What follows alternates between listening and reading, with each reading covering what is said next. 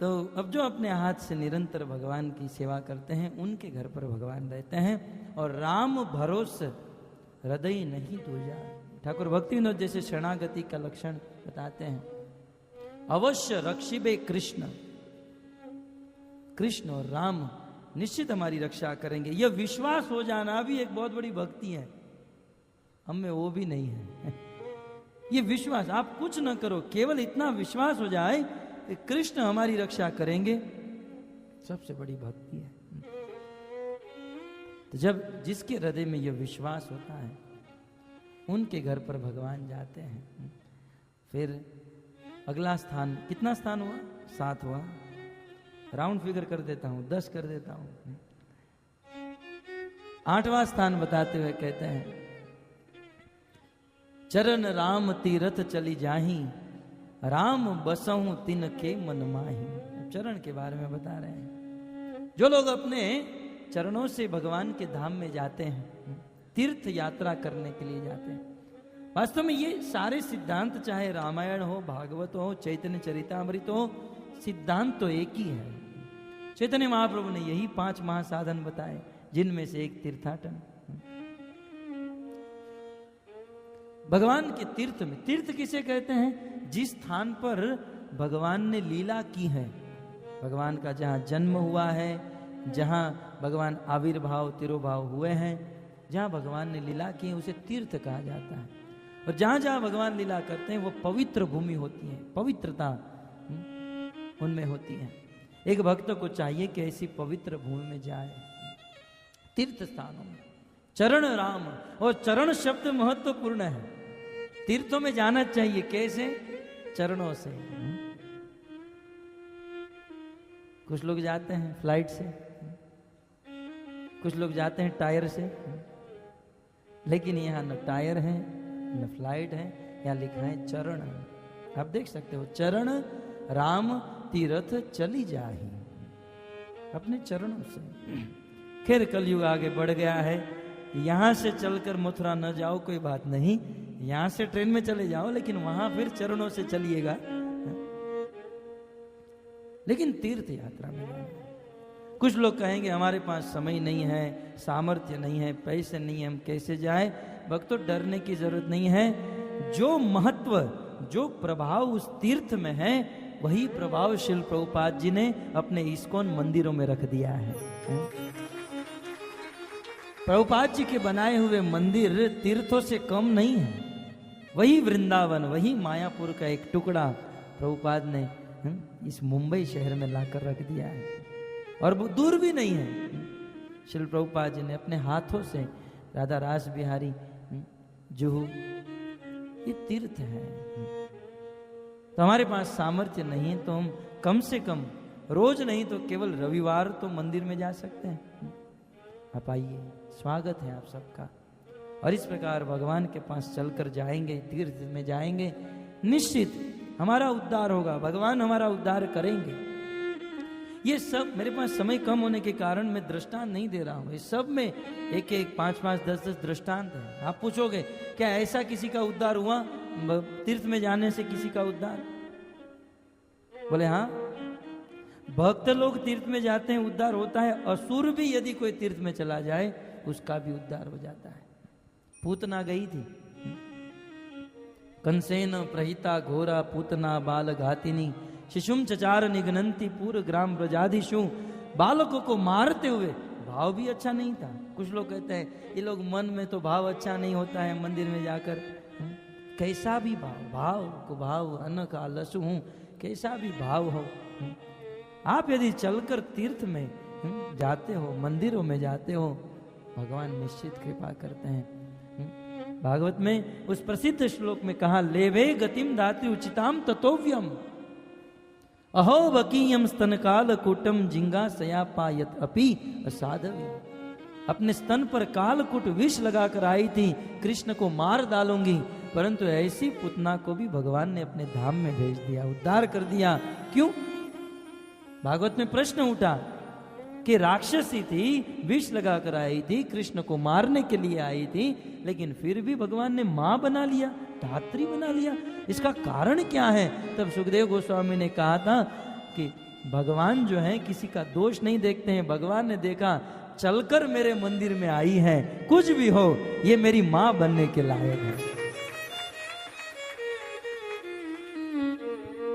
चरण राम तीर्थ चली जाए। जो अपने चरणों से मंदिरों में जाते हैं, तीर्थों में जाते हैं, निश्चित उनका उद्धार होता है। तीर्थों में जाना चाहिए। और फिर 9वां स्थान बताते हुए कहते हैं, मंत्र राज नित जपई तुम्हारा, पूजही तुम ही सहित परिवारा।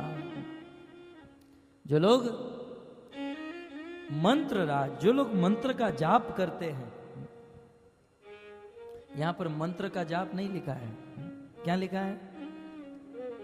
मंत्र राज का जाप, जो सभी मंत्रों का राजा है, ऐसे मंत्र का जाप करना चाहिए। और सभी मंत्रों का राजा कौन है?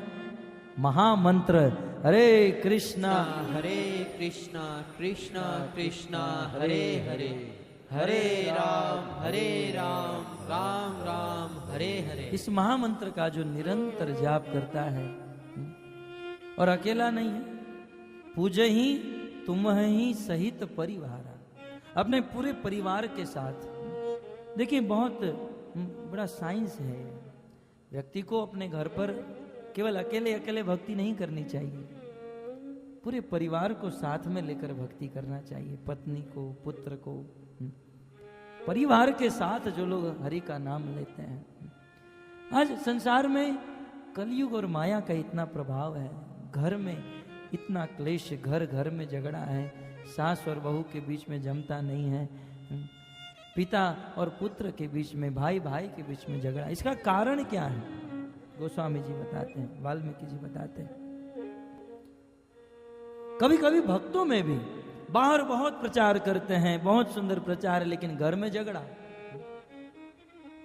कारण क्या है? इसका उत्तर यहां पर आ रहा है। एक चीज हमें करनी होगी निश्चित सभी भक्तों को, और वो क्या है? हाँ, मंत्र राजू नित ही जप ही तुम्हारा। मंत्र जपना है, हमें भक्ति करनी है, भक्ति में कुछ छोड़ना नहीं है। लेकिन हम भक्तों को एक चीज हमारे जीवन में लानी होगी, और वो क्या है? पूज ही तुम ही सहित परिवार, परिवार के साथ। हम लोग जितना ध्यान बाहर देते हैं, बाहर प्रचार में देते हैं, उतना ध्यान हम लोग हमारे परिवार में प्रचार का नहीं देते हैं।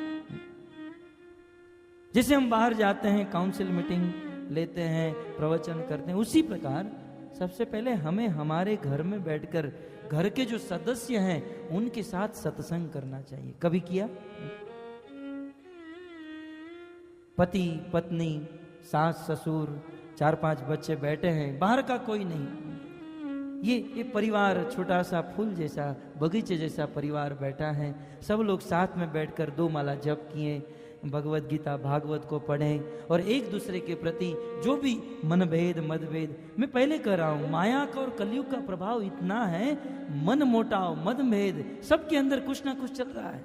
पति के अंदर कुछ, पत्नी के अंदर कुछ, सास ससुर के अंदर कुछ, सास ससुर कुछ और चाहते हैं, बहू कुछ और करना चाहती। लेकिन ज्यादा नहीं, एक वीक में एक बार एक परिवार बैठकर आपस में भजन कीर्तन करें और एक दूसरे को प्रोत्साहन दें, और अपनी जो भी तकलीफ है वर्णन करें, सब ठीक हो जाता है। परंतु आज व्यक्ति को यह करने का समय नहीं है, और समय है तो विश्वास नहीं है, श्रद्धा नहीं है।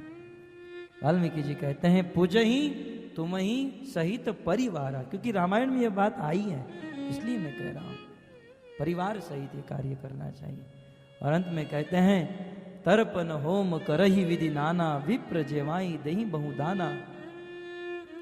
जो ब्राह्मणों को, वैष्णव को भोजन कराते हैं और वैष्णव को दान देते हैं, उनके घर पर आप रहिए। वास्तव में दान की सबसे बड़ी गति यदि कोई है तो वो है वैष्णव भोजन। दान की 3 गति मानी गई है, पर धन की 3 गति है। एक गति भगवान और भक्तों के लिए, दूसरी गति अपने लिए, और तीसरी गति पूरा जीवन कमाता है, खुद नहीं उपयोग करता है, उनके बच्चे शराब पीने में उड़ा देते हैं। ये तीसरी गति। धन की प्रथम गति यह है कि मैंने धन कमाया है, मेरे लिए नहीं, भगवान और भक्तों के लिए इस्तेमाल करो। प्रथम गति है धन की।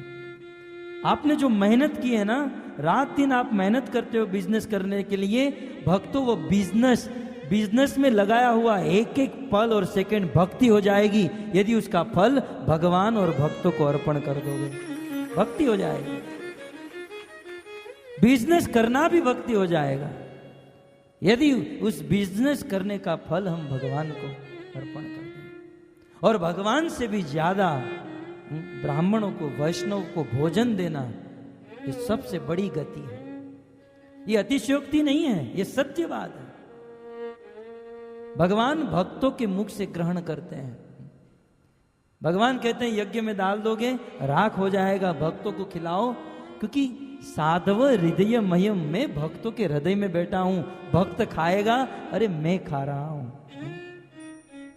भगवान भक्तों के मुख से ग्रहण करते हैं। प्रसिद्ध कथा आप जानती हैं, ब्राह्मण जा रहे थे जगन्नाथपुरी और एक सेठ ने कहा कि ये 100 रुपये लेकर जाओ, जगन्नाथ जी के मंदिर में दान पेटी में डाल देना। ब्राह्मण उनके 100 रुपये लेकर निकले और रास्ते में कई गांवों में से होकर जा रहे थे। ब्राह्मण को दया आ गई, कुछ वैष्णव बैठे थे और भूख लगी थी। ब्राह्मण ने वैष्णव को भोजन करा दिया, 98 रुपये खर्च हो गए, 2 रुपया बचा। जगन्नाथपुरी पहुंचे और जगन्नाथ जी के मंदिर में उन्होंने 100 रुपया दिया था, ब्राह्मण ने 2 रुपया डाला। जगन्नाथ जी की पेटी में 2 रुपया डाला। उस सेठ को जिसने 100 रुपया दिया था, जगन्नाथ जी ने दर्शन दिया। सेठ को लगा 100 रुपये का फल लगता है, 100 रुपये का फल है। तो सेठ ने, जगन्नाथ जी जैसे ही उनके रात को स्वप्न में दर्शन दिए, सेठ ने कहा प्रभु वो 100 रुपये मिल गए ना आपको, है? क्योंकि उनको बस यही लगा कि 100 रुपये का ही ये चमत्कार है। तब भक्तों, जगन्नाथ जी ने इतना ही कहा कि मुझे 98 रुपये मिले हैं, 2 रुपये का हिसाब नहीं मिला है।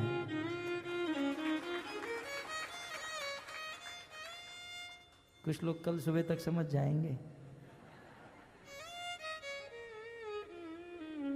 98 रुपये जो वैष्णव को भोजन कराया वो मुझे मिल गए हैं, लेकिन 2 का हिसाब नहीं। सीधा हम वैष्णव को जो भोजन कराते हैं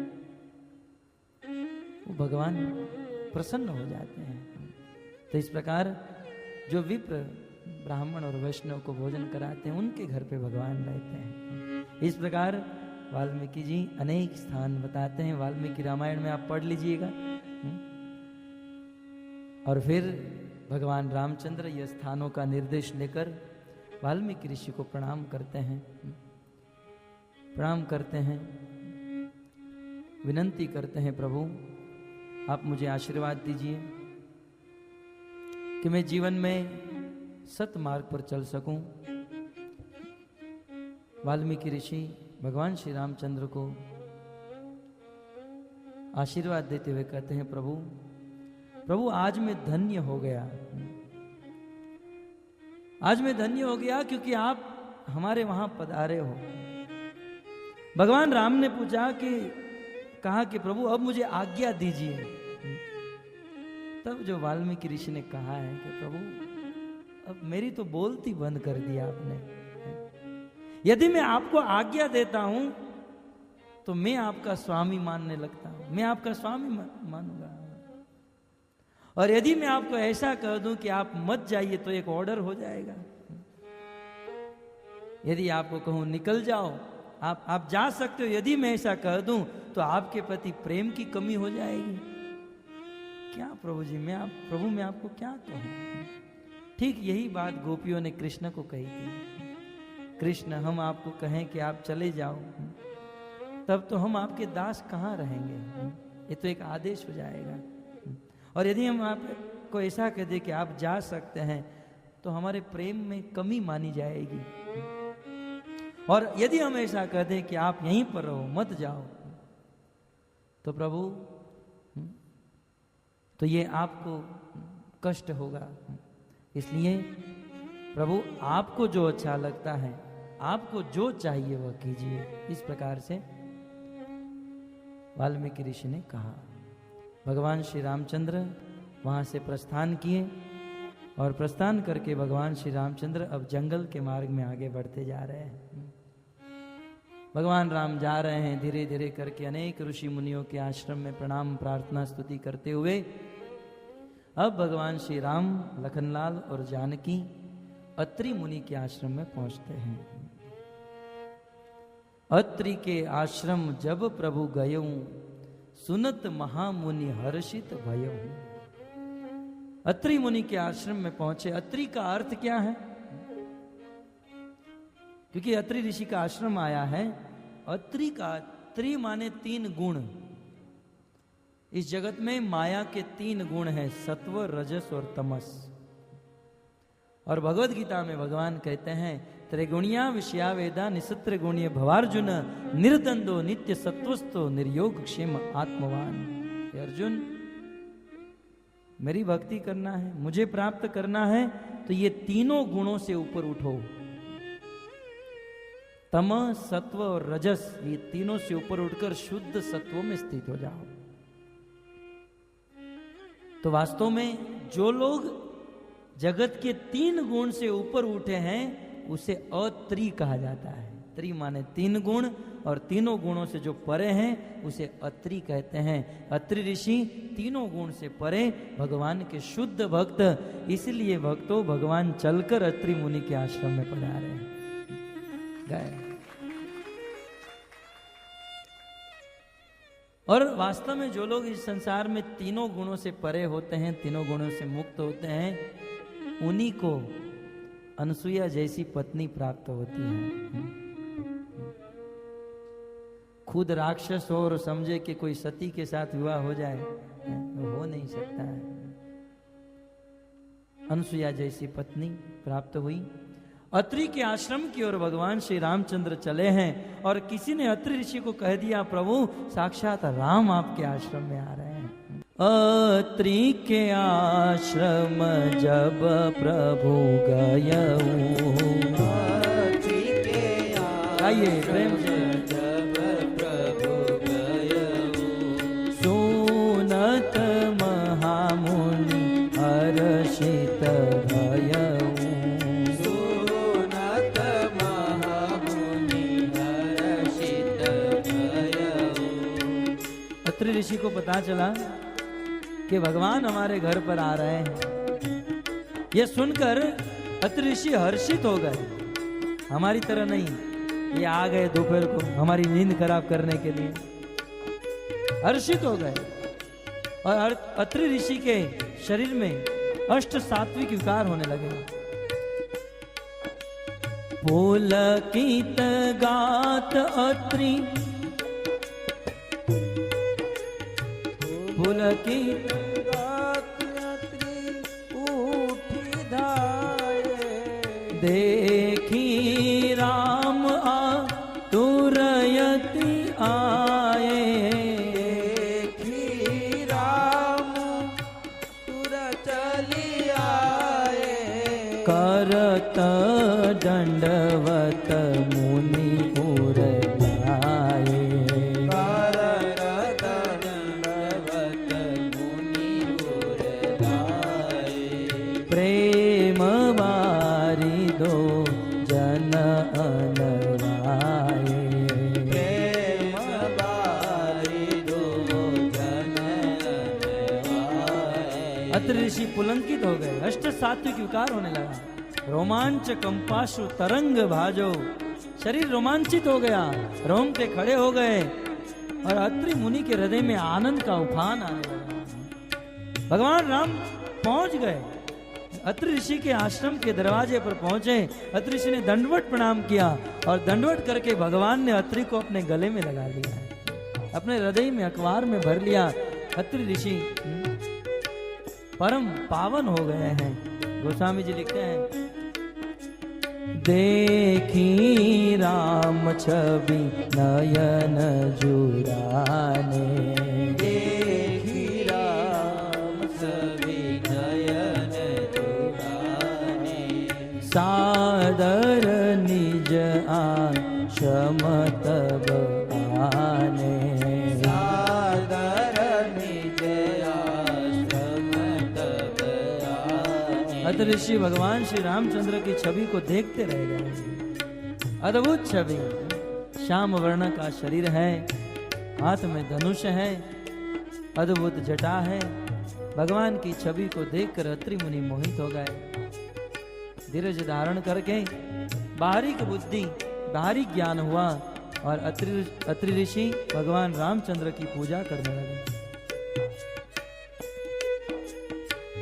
करी पूजा कहीं बचन सुहाए, करी पूजा कहीं बचन सुहाए, करी पूजा सही बचन सुहाए, करी पूजा सही बचन सुहाए, दिए मूल फल प्रभु मन को भाए, दिए मूल फल प्रभु मन को भाए, दिए मूल फल प्रभु मन को भाए, दिए मूल फल प्रभु मन को भाए, प्रभु आसन भर।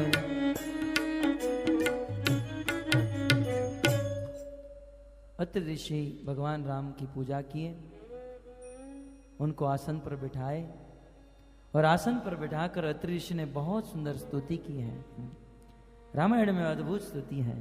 नमामि भक्तवत्सलं कृपालुशील कोमलं भजामि ते पदाम्बुजम् अकामिनां स्वधामदम्। नमामि भक्त सभी लोग प्रेम से भगवान राम को स्तुति करना है। कोमलं भजामि ते पदाम्बुजम् अकामिनां स्वधामदम्। निकाम श्याम सुंदरम भवाम्बुदास्त मंदरम प्रफुल्ल कंजलोचनम मदादिदोषमोचनम।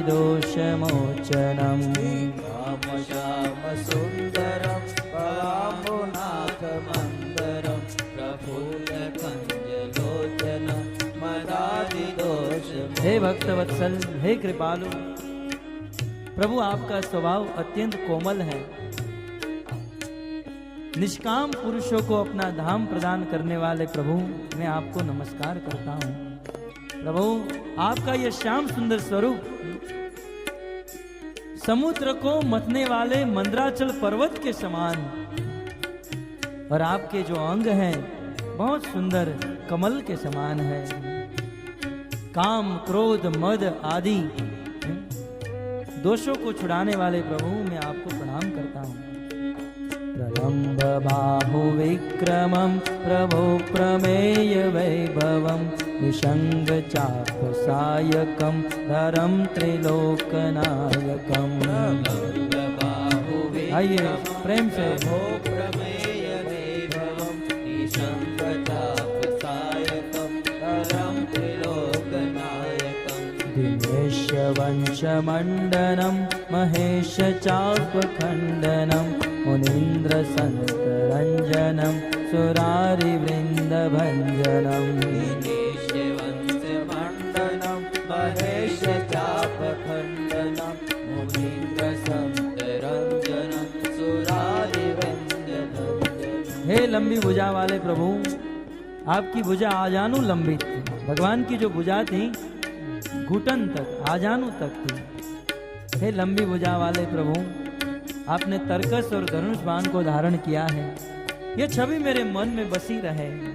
हे सूर्यवंश के भूषण, हे महादेव के धनुष को तोड़ने वाले, हे मुनिराज और संतों को आनंद देने वाले, देवताओं के शत्रु असुरों के समूह का नाश करने वाले प्रभु, हम आपको प्रणाम कर रहे हैं।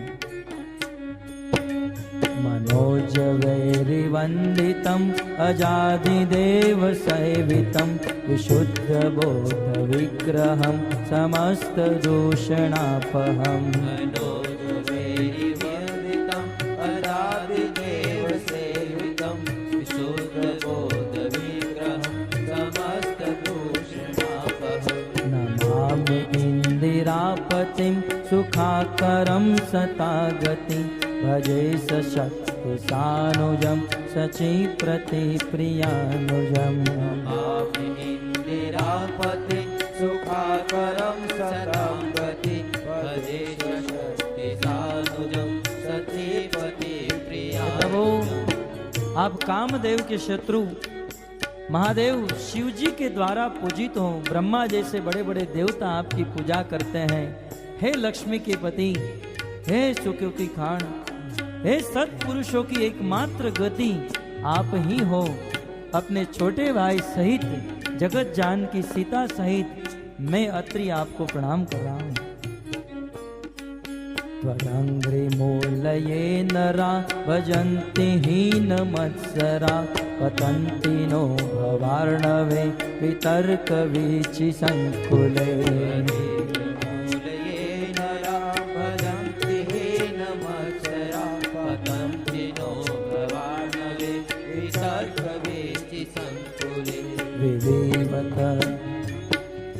विविधभासिनः सदा भञ्जति मुक्ते मुदा निरस्य इन्द्रियादिकं प्रयाति ते गतिस्वकम् विवेकवासिनः सदा भजन्ति मुक्तये मुदा निरस्य इन्द्रियादिकं प्रयाति ते गतिं स्वकम्। हे प्रभु, जो लोग आपकी भक्ति करते हैं आप कभी भी उसे संसार समुद्र में डूबने नहीं देते हैं। हे प्रभु, इस संसार के सभी भक्तों का आप उद्धार करते हैं, मैं आपको प्रणाम कर रहा हूँ। तमेकमद्भुतं प्रभु निरीहमीश्वरं विभो जगद्गुरुं च शाश्वतं तुरीयमेव केवलम्। तमेकमद्भुतं प्रभु निरीहमीश्वरं विभो जगद्गुरुं च शाश्वतं तुरीयमेव केवलम्। भजामि भाववल्लभं कुयोगिनां सुदुर्लभं स्वभक्तकल्पपादपं समं सुसेव्यमन्वहम्। भजामि भाववल्लभं कुयोगिनां सुदुर्लभं स्वभक्तकल्पपादपं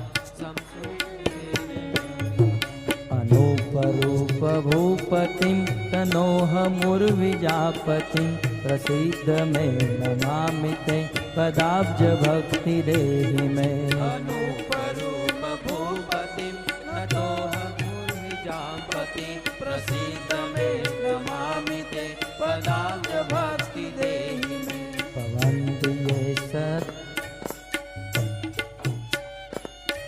पठन्ति ये सत्वम् इदं नारदरेण ते पदं व्रजन्ति नात्र संशयं त्वदीय भक्ति संयुता। पठन्ति ये सुखमिदं नरादरेण ते पदं व्रजन्ति नात्र संशयं त्वदीय भक्ति संयुता।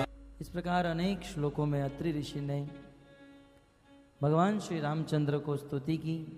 स्तुति का भाव यही था, प्रभु आप ही ईश्वर हो, आप ही जगत के स्वामी हो, हम पर कृपा कीजिए। वातावरण कुछ ऐसा था, अत्रि जी आश्रम के बाहर बैठे हैं आसन के ऊपर, भगवान राम बैठे हैं आसन के ऊपर और अत्रि जी स्तुति कर रहे हैं। और अनसुईया अंदर के कक्ष में बैठी हैं। देवी सीता ने देखा कि मां अंदर है। देवी सीता वहां से खड़ी होकर अनसुईया जी के पास चली गई। वास्तव में ये एक स्त्री का स्वभाव है। कभी भी देखिए रामायण हमें क्या सिखाती है, आगे के चौपाई में आया है, अनसुईया के पद गहि सीता मिली बहोरी सुशील विनीता। अनसुईया के पद गही सीता।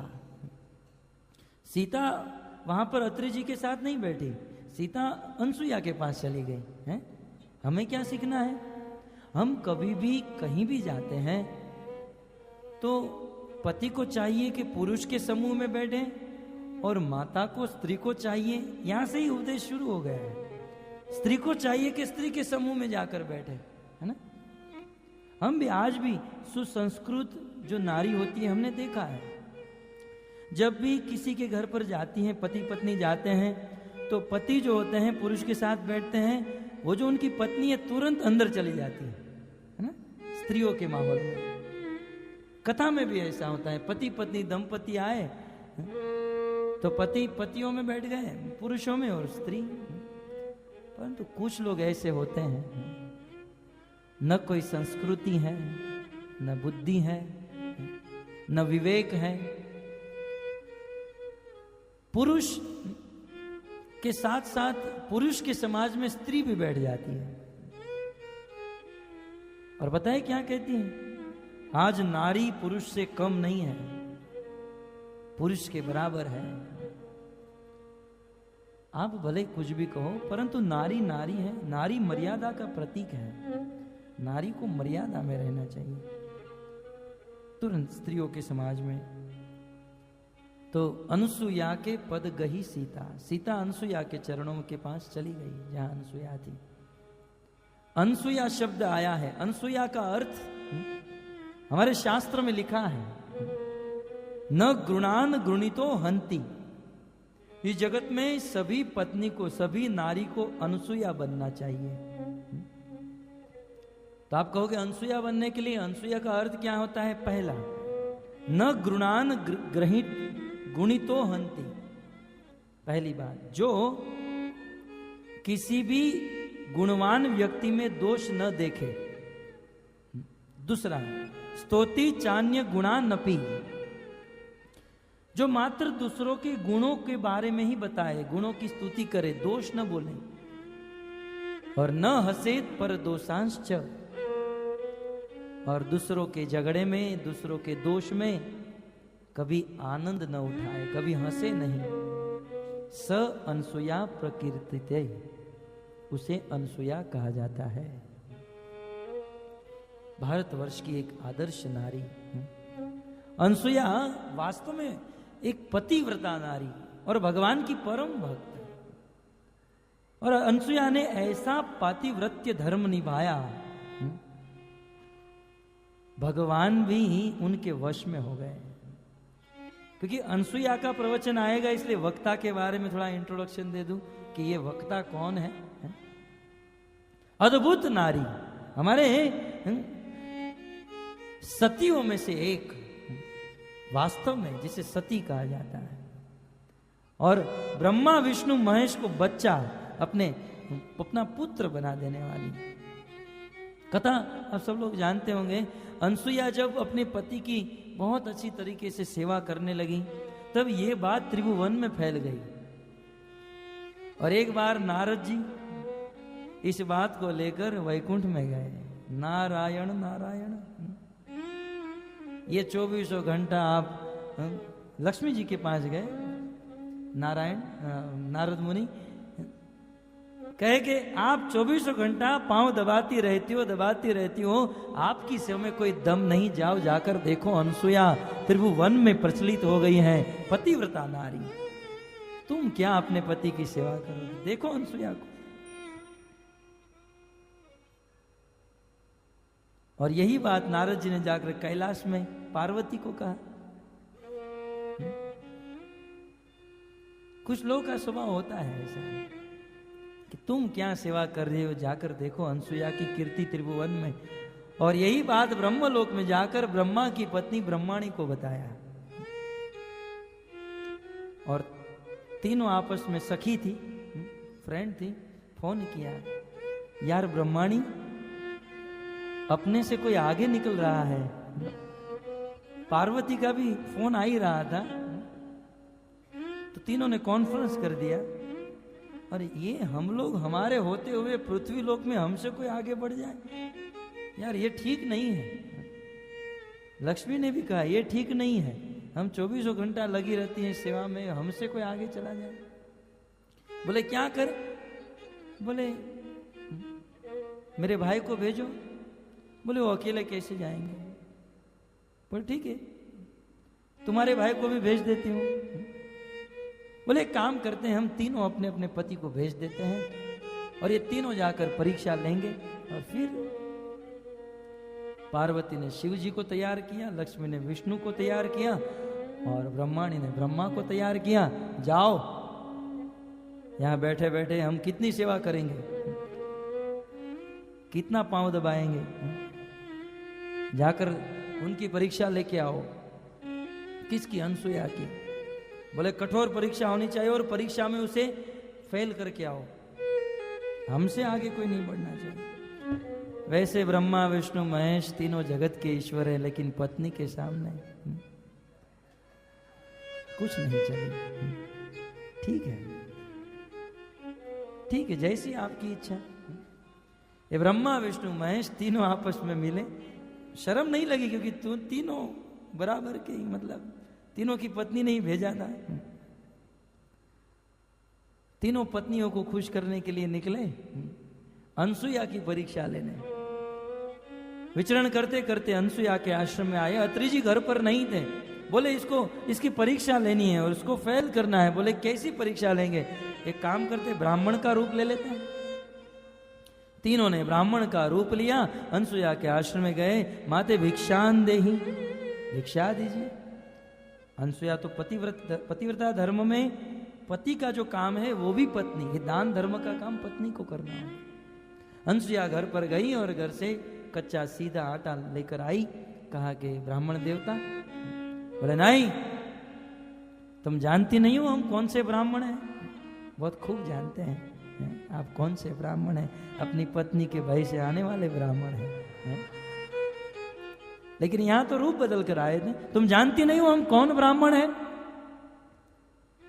यदि तुम अपने सारे वस्त्र निकालकर अपने हाथों से ये भिक्षा दोगी तो ही हम लेंगे। अब देखो, यदि अनसुया अपने सारे वस्त्र निकालकर ब्राह्मणों के सामने आ जाए, पतिव्रता धर्म नष्ट हो जाए। और यदि ना कह दे कि मैं आपको भिक्षा नहीं दूंगी, तो भी पतिव्रता धर्म नष्ट हो जाए। धर्म संकट है। भगवान भी परीक्षा बहुत कड़ी लेते हैं भक्तों। अब अनसुया क्या करे? तब अनसुया तो पतिव्रता नारी थी। अनसुया ने कहा कि यदि मैंने मेरे जीवन में मेरे पति की प्रेम से सेवा की है, यदि मैं पतिव्रता नारी हूं, मैंने स्वप्न में भी मेरे पति के प्रति दुर्विचार नहीं किया हो, तो ये तीनों ब्राह्मण एक एक दिन के बच्चे हो जाए। ब्रह्मा विष्णु महेश तीनों रोने लगे बच्चे बनकर।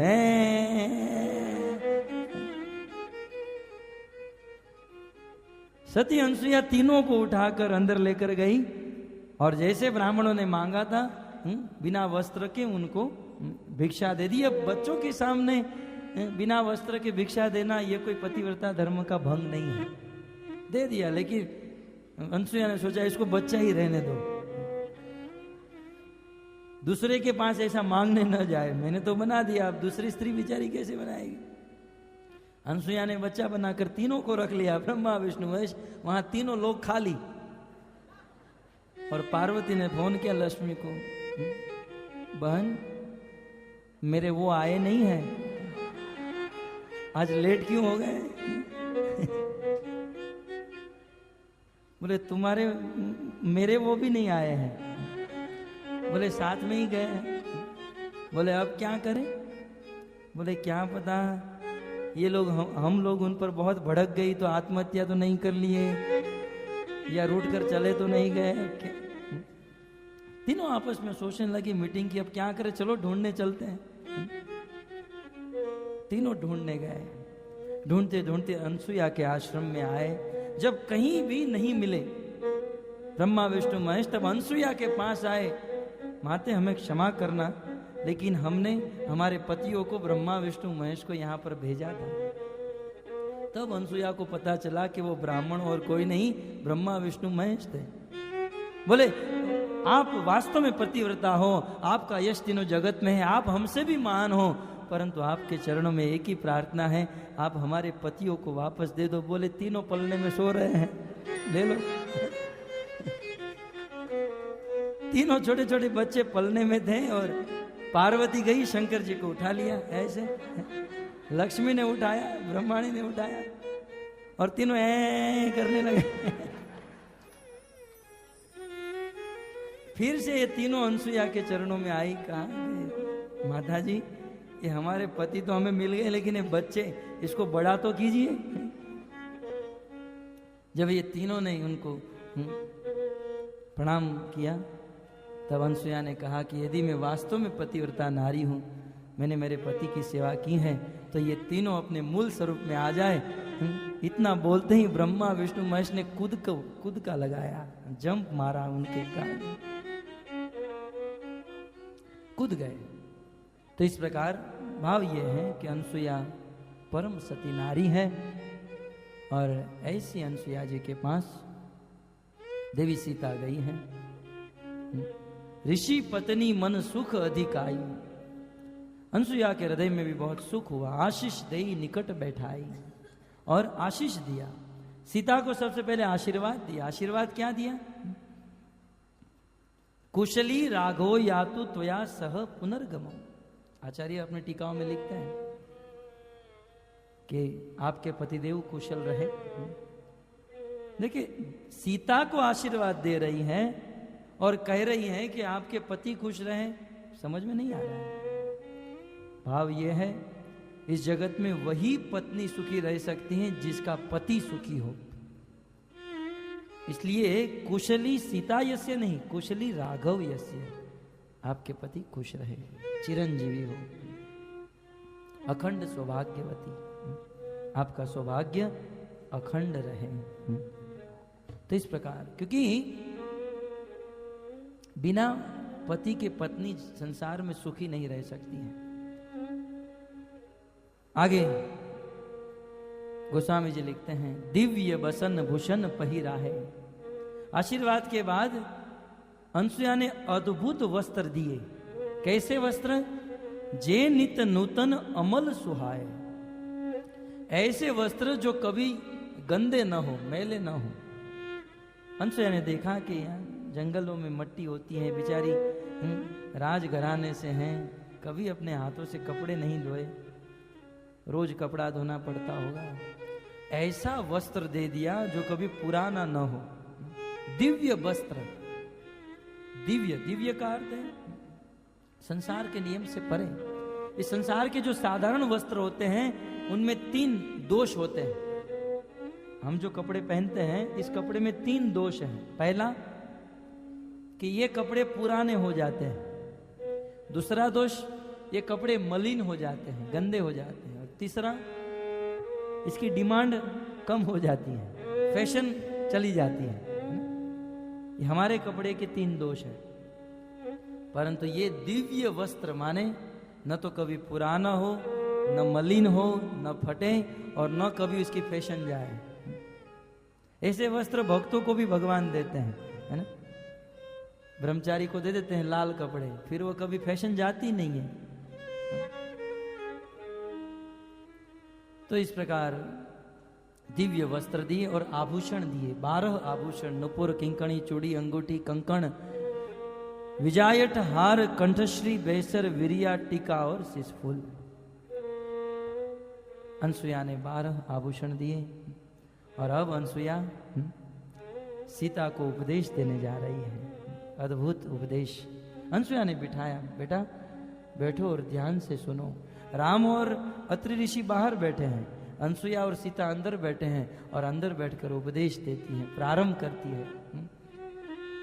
मातु पिता भ्राता हितकारी, मातु पिता भ्राता हितकारी, मित प्रद सब सुनो राजकुमारी, मित प्रद सब सुनो राजकुमारी। हे राजकुमारी, राजकुमारी कह के उन्होंने कहा कि तुम राजा की पुत्री हो, और बेटा ध्यान से सुनो। देखिए बहुत सुंदर उपदेश। तुम राजकुमारी हो और एक पतिव्रता पत्नी हो, तुम्हारा विवाह हो गया है, अब तुम बच्ची नहीं हो। विवाहित नारी के लिए क्या कह रहे हैं? मातु, पिता, भ्राता। संसार में एक स्त्री के रिलेशन को सबसे बड़े कौन से होते हैं? माता का, पिता का और भाई का, है ना। अनसुया कह रही है मातु पिता भ्राता और हितकारी और उनके फैमिली के जितने भी लोग हैं मितप्रद, माता पिता भ्राता और उनके स्वजन उस स्त्री को सुख दे सकते हैं, परंतु वह सुख बहुत लिमिट में है। जितना सुख एक पति पत्नी को दे सकता है उतना उस पत्नी को उसका पति, उसका पिता, माता, भाई या स्वजन नहीं दे सकता है। ये पहला सिद्धांत स्त्रियों के लिए। आज कभी भी स्त्री के जीवन में जब दुख आता है तुरंत कहती है पिता माता, तुरंत उसे पिता की याद आती है, माता की याद आती है, सोचती है पिता के पास चली जाओगी, माँ के पास, मेरे भाई के पास। नहीं, अनसुया यह शास्त्र का अकाट्य सिद्धांत कह रही हैं, जितना सुख पति दे सकता है उतना न तो उनकी माँ दे सकती है, न तो उस पत्नी का पिता, और न उसका भाई, न तो उसका स्वजन। अमीय दानी भरता वैदेही है वैदेही। सीता, भरता जो है, पति जो है, अमीय दानी, सबसे बड़ा दानी होता है। अपना पति सबसे ज्यादा सुख देने वाला होता है। अधम सो नारी सो सेवनते ही। इस संसार में जो अधम नारी होती है वही ऐसे पति की सेवा नहीं करती है। प्रथम उपदेश। इस संसार में वास्तव में जो हित, जो सुख एक पति दे सकता है पत्नी को और कोई नहीं दे सकता है। ये केवल रामायण में नहीं, सभी पुराणों में, अन्य पुराण में भी कहा है मीतम ददाति जनको। मीत का अर्थ होता है बहुत कम। जनक, जन्म देने वाला पिता अपनी पुत्री को पूरा सुख नहीं दे सकता है। मीतम, जनक भी बहुत, पिता भी अपनी पुत्री को बहुत कम सुख दे पाएगा। मीतम भ्राता मितम सुत, भाई भी पूरा सुख नहीं दे सकता है। सुतम, अपना पुत्र भी उतना सुख नहीं दे सकता है जितना पति सुख देता है। इसलिए आगे चाणक्य पंडित कहेंगे, बताऊंगा, चाणक्य पंडित ने एक नीति लिखी है कि एक बार एक पत्नी के गोद में पति मस्तक रखकर सो रहा था। नीति में वो बता रहे हैं, और उस समय उनका बच्चा चलते चलते एक अग्नि की ओर चला गया। वह बच्चा अग्नि में जलकर राख हो गया, परंतु पत्नी वहां से खड़ी नहीं हुई। उस नीति में चाणक्य पंडित ने सिद्धांत कहा, क्योंकि पत्नी को वास्तविक सुख पति दे सकता है। पुत्र भी उतना सुख नहीं दे सकता है जितना सुख पति देगा। एक पति अपनी पत्नी के लिए जितना हित सोचता है उतना और कोई नहीं सोच सकता है। अनुसुईया अपनी माँ को, सीता को कह रही है अमीय दानी। दानी, पति जो है सबसे बड़ा दानी है। आजकल की नारियां कहती है क्या दिया मेरे पति ने मुझे। कुछ लोग कहती है जब डाइवर्स का केस चलता है ना, क्या दिया मुझे। और कभी कभी पति को ही कहती है तुमने मुझे क्या दिया, मैं इतना कुछ छोड़कर आई। पति ने क्या दिया, सुनिए पति ने क्या दिया। एक पति अपनी पत्नी को अपना तारुण्य दे देता है, अपनी जवानी दे देता है। आप जानते नहीं हो इस संसार में जवानी जो है सबसे श्रेष्ठ मानी जाती है। एक पति अपनी सारी जवानी अपनी पत्नी को दे देता है, अपना तारुण्य। एक पति अपना तेज अपनी पत्नी को दे देता है। आप जानते नहीं हो जब विवाह नहीं होता है तब उस पुरुष का तेज कितना होता है, कितना प्रभाव होता है। शेर की तरह घूमता है, बेचारा बिल्ली बन जाता है जब विवाह होता है। एक बार जंगल के स्वामी खूंखार सिंह का विवाह था, सिंह का। और सिंह ने गर्जना करके कहा था कि सबको मेरे विवाह में आना है। हिरण, खरगोश, चूहे, बिल्ली, सबको कह दिया, और नहीं आओगे तो सबको खा जाऊंगा। अब भाई सिंह का विवाह था तो सब लोग गए, सब लोग।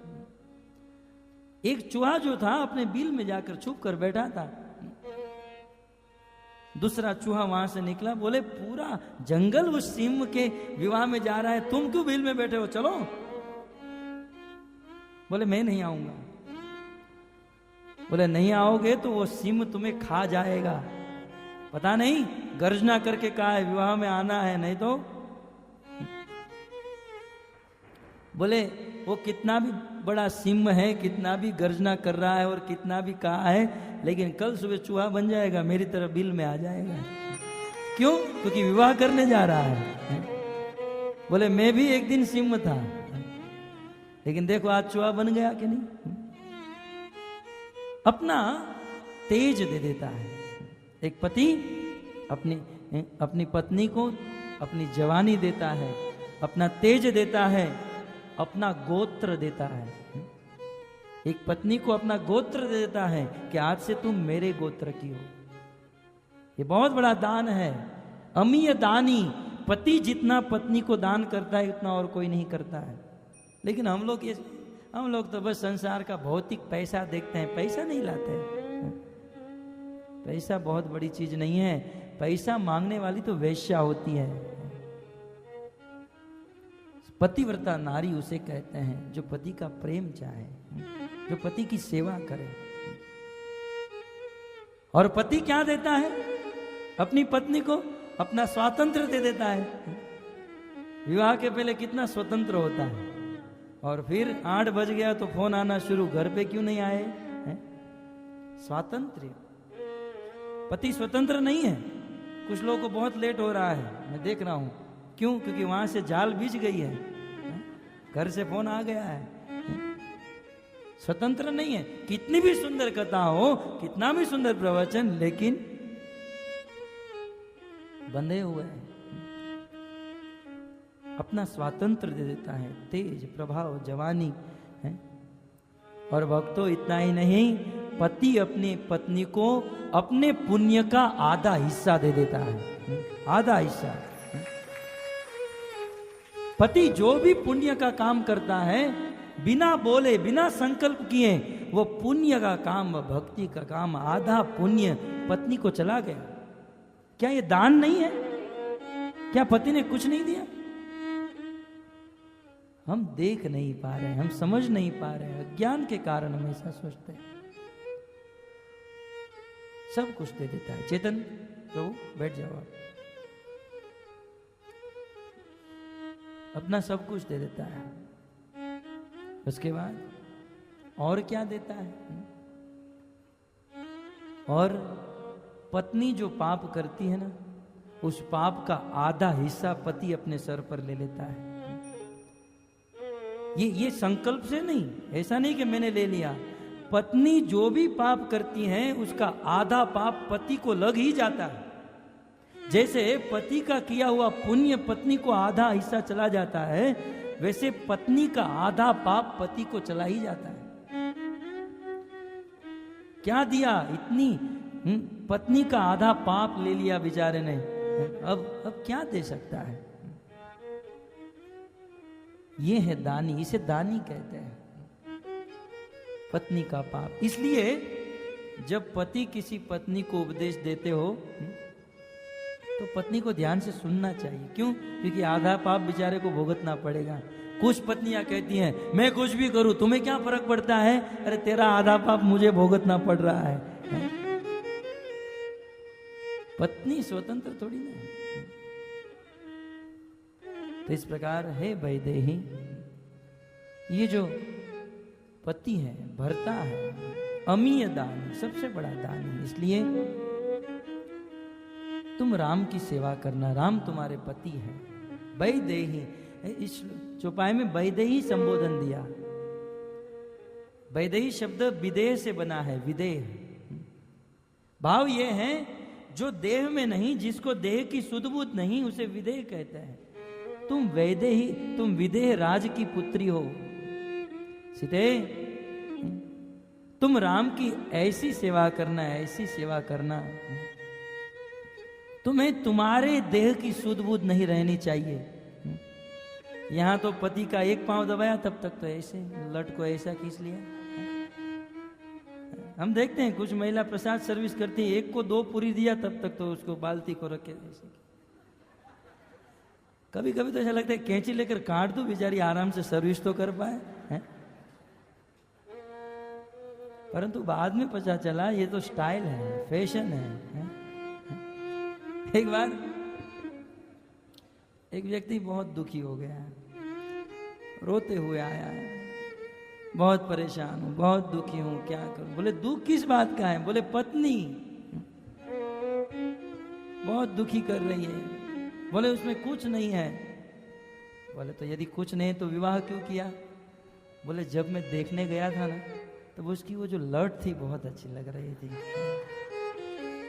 उसकी जो जुल्फे थी क्या लग रही थी।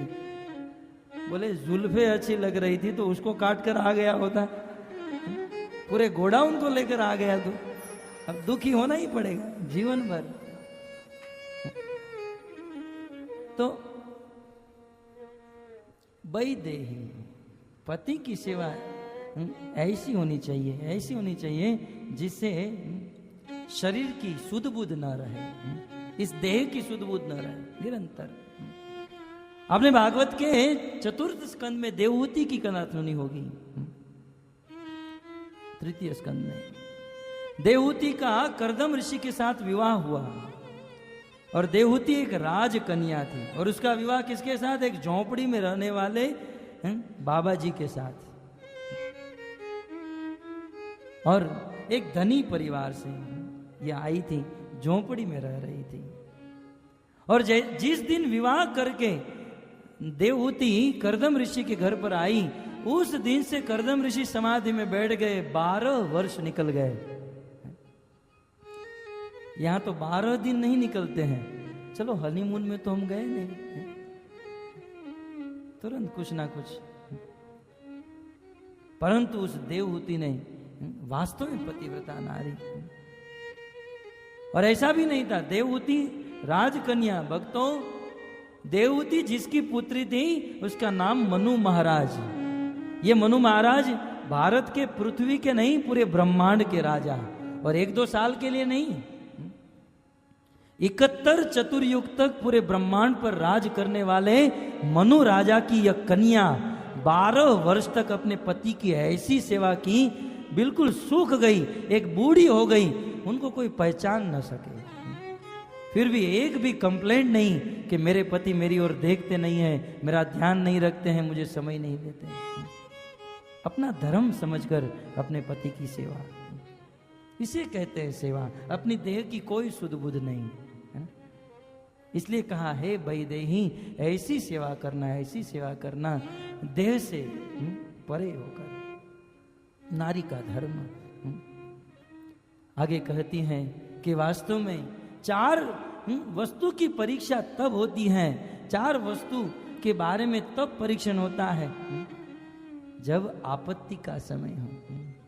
धीरज, धर्म, मित्र और नारी, आपत काल परछियो चारी। ये चारों की परीक्षा तब होती है जब आपत्ति का काल हो।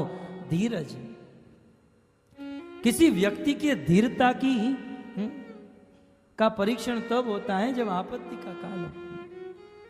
वैसे धर्म की परीक्षा, मित्र की परीक्षा और नारी की परीक्षा तब होती है।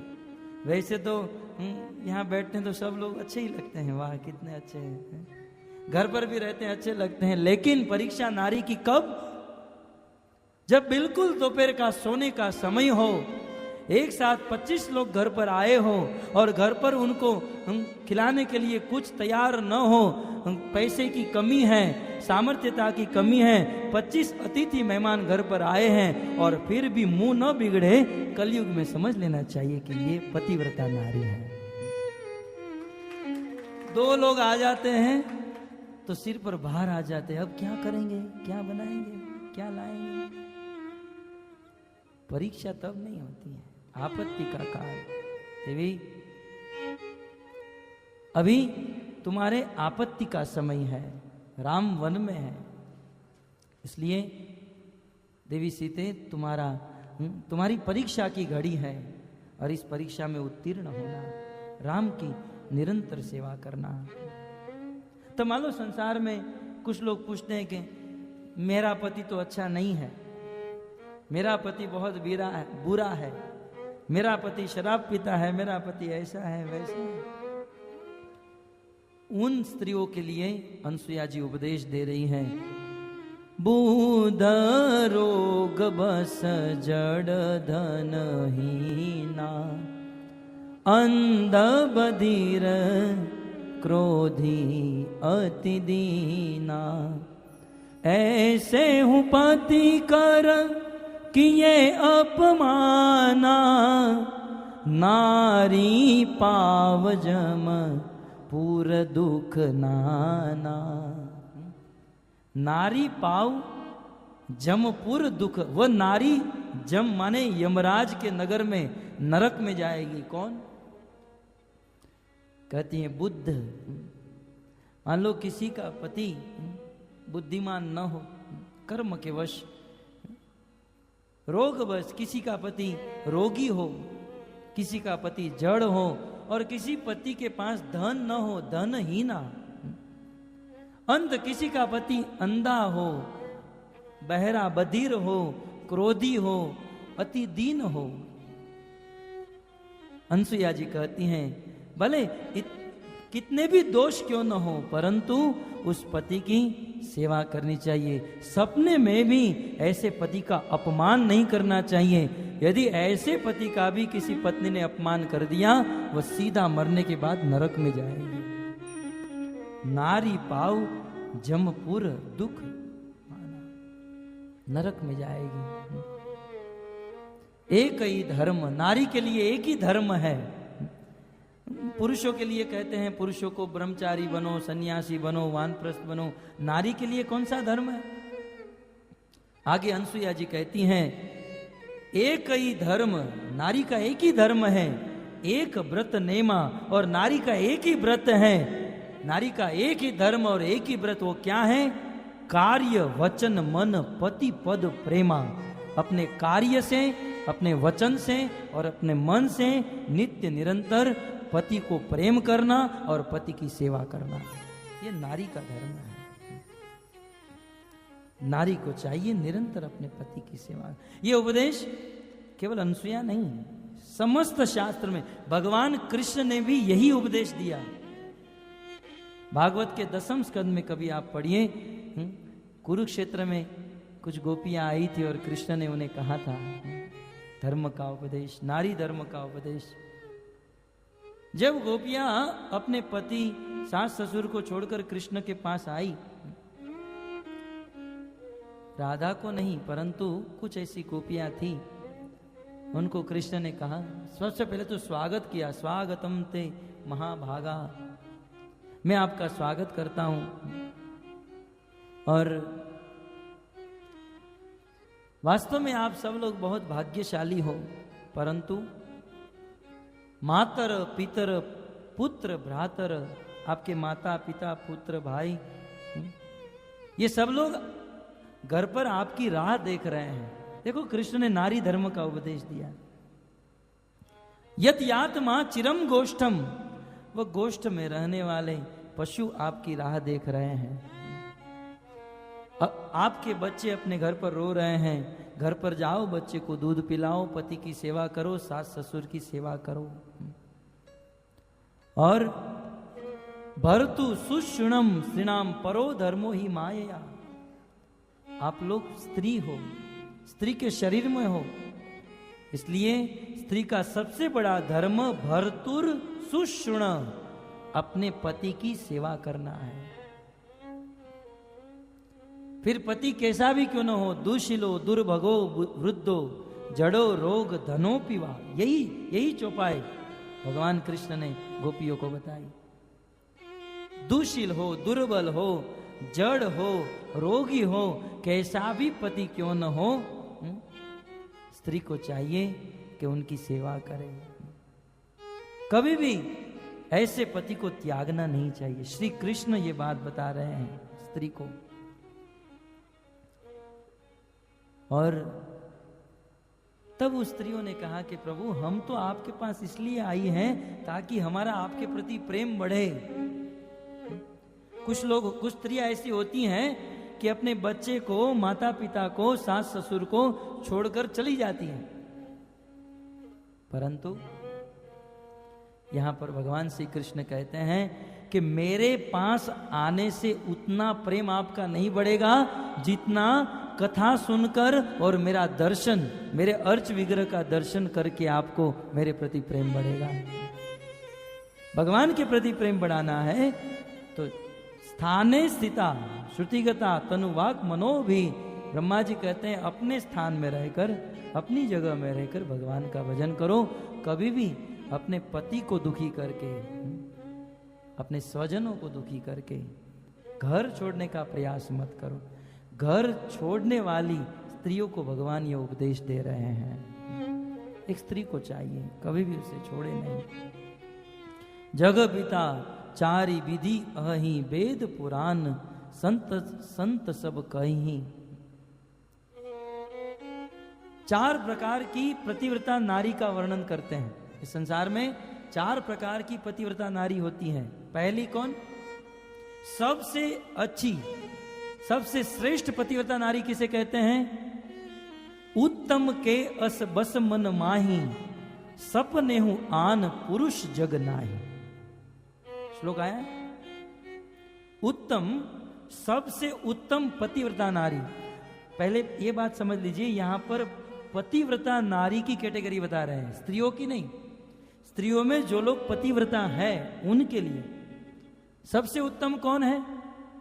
उत्तम के अस बस मन माही। उत्तम पतिव्रता नारी के मन में क्या होता है कि मेरा पति ही एकमात्र पुरुष है, बाकी कोई संसार में पुरुष नहीं है।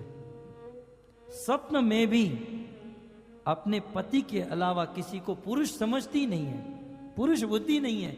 जैसे मीराबाई का पति कृष्ण था, कृष्ण के सिवाय किसी को पुरुष समझती नहीं थी। अपने पति को छोड़कर किसी को पुरुष न समझे, ये प्रथम। दूसरी कैटेगरी, अब एक स्टेप नीचे, दूसरी कैटेगरी की पतिव्रता नारी किसे कहते हैं? मध्यम परपति देखई कैसे, भ्रात पिता पुत्र निज जैसे। जो दूसरी कैटेगरी की होती हैं वे अपने पति को तो पुरुष मानती हैं, परंतु और भी दूसरे पुरुषों को पुरुष समझती हैं, परंतु अन्य पुरुष को अपना पिता समझती हैं, अपना भाई समझती हैं या अपना पुत्र समझती हैं। यह है दूसरी कैटेगरी की पतिव्रता नारी, जो अन्य पुरुष को, प्रथम कैटेगरी तो अन्य पुरुष को, पुरुष है ही नहीं, पुरुष को देखती ही नहीं। दूसरी देखती है परंतु व्यवहार कैसा है, अपने से जो बड़े हैं उनको पिता समझते हैं, अपने समान वाले को भाई समझती हैं और अपने से छोटे को पुत्र समझती हैं। इसे दूसरे नंबर की पतिव्रता। तीसरे नंबर की, धर्म विचारी समुझ कुल रहही, सो निष्कट त्रिय श्रुति अस कही। तीसरी पतिव्रता नारी यह है कि जो अपने कुल का धर्म समझकर, अपने कुल का धर्म समझकर अपने पति की सेवा करते रहती हैं, कभी भी गलत आचरण नहीं करती हैं। ये तीसरी। और चौथे नंबर की पतिव्रता नारी, बिनु अवसर भई ते रह जोई, जाने हूं अधम नारी जग सोई। चौथी पतिव्रता नारी उसे कहते हैं, उसे अपने पुरुष के अलावा किसी और पुरुष में श्रेष्ठता दिखती है, अपने पुरुष के अलावा कोई और पुरुष अच्छा लगता है, परंतु अवसर न मिलने से और वेद शास्त्रों की मर्यादा के कारण वह स्त्री उस पर पुरुष का संग करने के लिए रुक जाती हैं, अटक जाती हैं। यह है चौथे प्रकार की पतिव्रता नारी जो आज कलयुग में देखी जाती है। कलयुग में नारियां बंधन में है, क्यों? वो अपना धर्म तो समझती नहीं है, वो तो दूर की बात है। भय के कारण, डर के कारण, डर है। यह है चौथा। और आगे कहते हैं, पति बचक पर पति रति करई।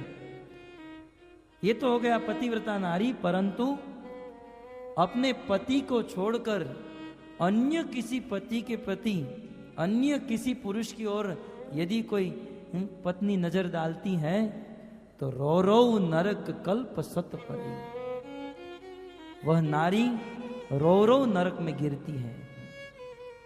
कभी भी किसी पत्नी को अपने पति को छोड़कर किसी और पुरुष पर दृष्टि नहीं डालनी चाहिए। यदि दृष्टि भी डाल दी तो वह नारी व स्त्री रो रो नरक में जाती हैं। यह अनसुईया देवी सीता को उपदेश दे रही है। छन सुख लागी जन्म 7 कोटि, ये जन्म तो बिगड़ा। अनसुईया जी उस स्त्रियों के लिए कहती हैं जो पर पुरुष के ऊपर दृष्टि डालती हैं। वह स्त्री यह जन्म तो बिगाड़ ही देती हैं, अपना बिगाड़ा, अपने पति का, पूरे कुल का, परिवार का बिगाड़ा, परंतु इसके साथ साथ 7 जन्म 7 कोटि 100 करोड़ जन्म उसने अपना बिगाड़ दिया। दुख मिलेगा जो लोग पति धर्म, जो नारी पति धर्म को छोड़ देती हैं। और इतना ही नहीं, वह नरक में जाएगी, नरक में बहुत दुख मिलेगा, 84 लाख के चक्कर में फंसेगी। कौन? जो नारी पतिव्रता नहीं है, अपने पति को छोड़कर पर पुरुष के ऊपर दृष्टि डालती है, नरक में जाएगी, 100 करोड़ वर्ष तक दुख भोगतेगी, 84 लाख की योनि में जाएगी, और फिर जब मनुष्य बनेगी तब भी वह नारी बनेगी, और नारी बनकर फिर वह तुरंत विवाह होकर ही विधवा हो जाएगी। उसे सुख तो मिलेगा ही नहीं। अपने पति को छोड़कर पर पुरुष के ऊपर जो नजर डालती हैं, इस जन्म की बात तो दूर रही, सैकड़ों जन्म तक दुख उसके जीवन में शुरू रहेगा। ये अनसुईया जी कह रही हैं, पति प्रतिकूल जन्म जह जाई, विधवा होई पाई तरुणाई। तरुण अवस्था में उनकी जवानी होगी, जवानी में विवाह होगा, और विवाह होते ही पति मर जाएगा, और जवानी में विधवा हो जाएगी जो स्त्री पर पुरुष पर नजर डालती है। सैकड़ों जन्म तक दुख भोगतेगी। अनसुईया देवी सीता को यह उपदेश दे रही है। इसलिए कभी स्वप्न में भी किसी पर पुरुष के बारे में सोचना तक नहीं चाहिए। पतिव्रता नारी उसे कहते हैं जो अपने पति के अलावा किसी का मुख नहीं देखती हैं। और आज की स्त्री पति घर से निकले, टीवी शुरू, दुनिया भर के पुरुष को देखती रहती है। आर्यवर्ष की नारी पाश्चात्य देश की संस्कृति को अपनाकर वास्तव में अपना जीवन व्यतीत कर रही है। तो इस प्रकार वो विधवा हो जाएगी। सहज अपावनी नारी है। अनसुईया अंत में कहती हैं कि हे देवी, हे सीता, देखो एक स्त्री को उपदेश दे रही है। मैं पुरुष होकर उपदेश दे रहा हूं, ये बात ठीक नहीं। आप ऐसा मत समझो कि लाल गोविंदास उपदेश दे रहा है, नहीं तो आप लोग मुझे कहोगे ये तो पुरुष है, बोलेंगे स्त्री के विषय में। मैं तो एक चौपाई का हिंदी में अनुवाद कर रहा हूं, आपको बता रहा हूं। मुझे कोई किसी से दुश्मनी नहीं है, आप ऐसा मत समझना। ये अनसुईया के शब्द है। एक स्त्री दूसरी स्त्री को बता रही है। हाँ, ये उपदेश यदि किसी पुरुष ने दिया होता तो हम ऐसा सोचते कि पुरुष ने अपना बढ़ाने के लिए ऐसा बोला है। नहीं, ये तो एक स्त्री ने स्त्री को बताया है। एक स्त्री ने स्त्री धर्म का उपदेश दिया है। इसलिए प्रत्येक स्त्री को अपने जीवन में इसको उतारना होगा। एक स्त्री अनसुईया दूसरी स्त्री सीता को कह रही है कि हम लोग जन्म से ही अपावनी, अपवित्र है। ये सत्य है। स्त्री जो है जन्म से ही अपवित्र होती है। नारी अपावनी सहज जन्म से।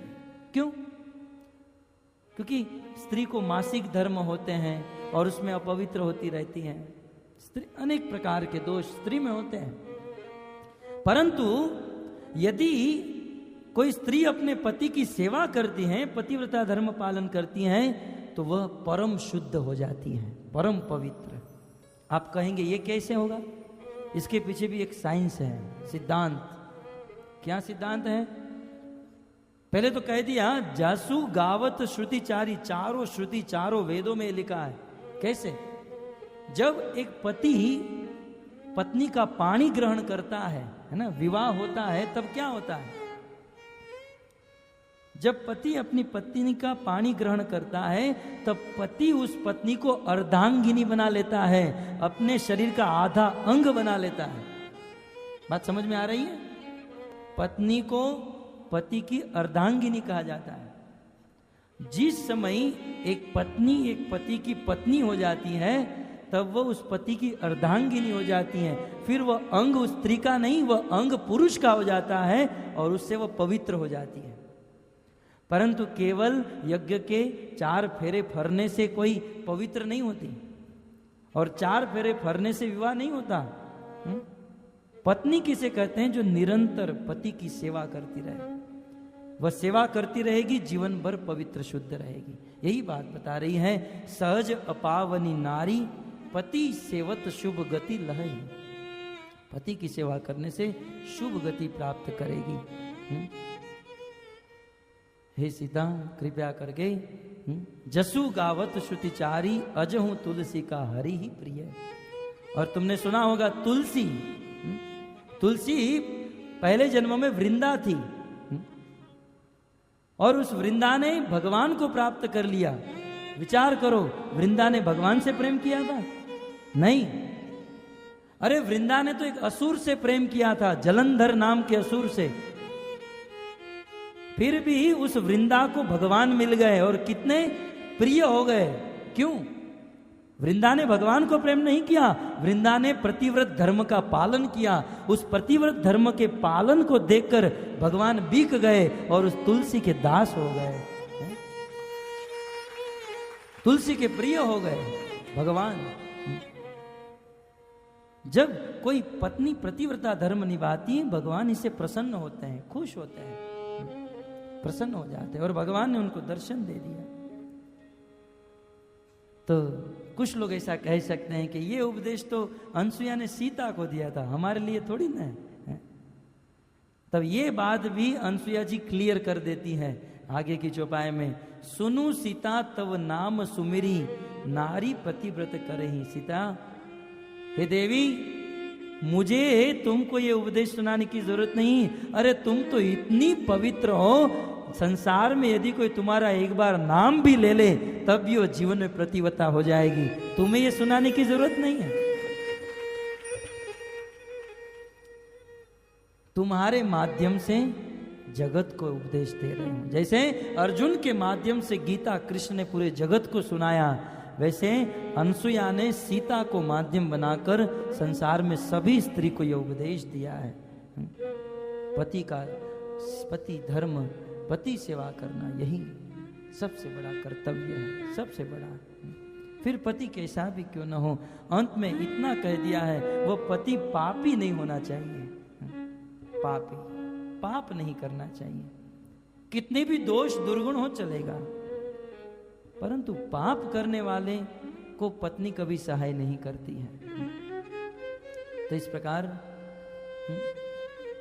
बहुत सुंदर उपदेश स्त्री धर्म का।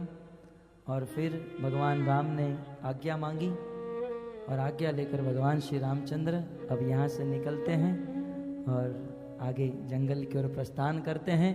भगवान को वन में प्रस्थान करने दीजिए और आप लोग अपने अपने घर प्रस्थान कीजिए। समय कम होने के कारण ये स्त्री धर्म का उपदेश बहुत संक्षिप्त में किया, लेकिन आप सब बुद्धिमान हो, समझ सकते हैं। कल 2 संवाद बाकी रहेंगे, हनुमान और विभीषण, काकभूषणी और गरुड़ जी। यह हम कल अंतिम दिन है और कल के दिन आप सब लोग आइए, अपने जीवन को धन्य कीजिए। हरे कृष्णा हरे